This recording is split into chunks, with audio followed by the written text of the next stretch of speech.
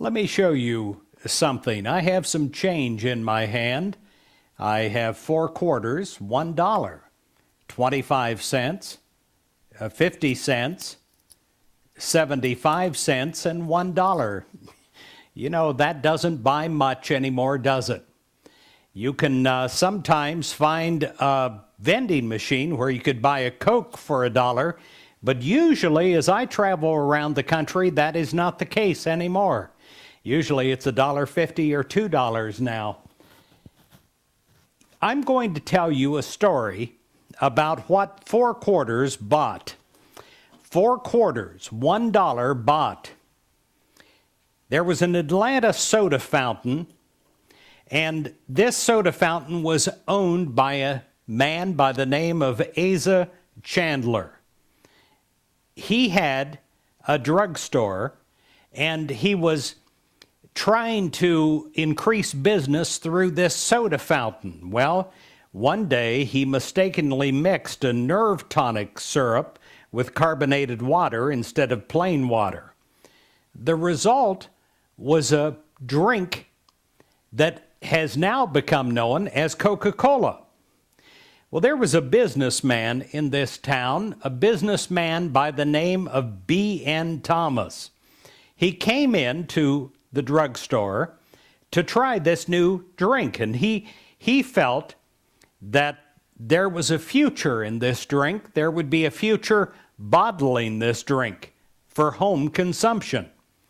But Chandler was a worrier. He just thought that this was a crazy idea, and he thought that he'll just keep this drink very small right there at his soda fountain, and he said it's a mistake. He can't believe that so many people are liking this drink. Well, Chandler sold the right to sell Coca-Cola by the bottle for the grand total of what I just showed you. For the grand total of $1, 25 cents, 50 cents, 75 cents, $1. What you cannot buy a Coke for today, the whole empire, or what would become that, was sold for 4 quarters. How much of what God has given us do we fail to recognize the way that Chandler failed to recognize? God gives good ideas to many, many people, but only the people that run with the idea are a success with that idea. You know, when the light bulb was invented, several received the idea at the same time. Many just thought it was a laboratory toy, though, and put it on the shelf. I tell you, we, in our human mind, can become blinded by our own worry. We can literally be immersed in a darkness that is self-imposed. If we had a vision, I quoted yesterday, those without vision perish. We all have vision, though, but usually it's vision of the worst. So I want you to develop a vision inside of yourself that is God-ordained. And when you do, you're going to have incredible things come to you. You'll realize that you don't have to sell off your God-given ideas.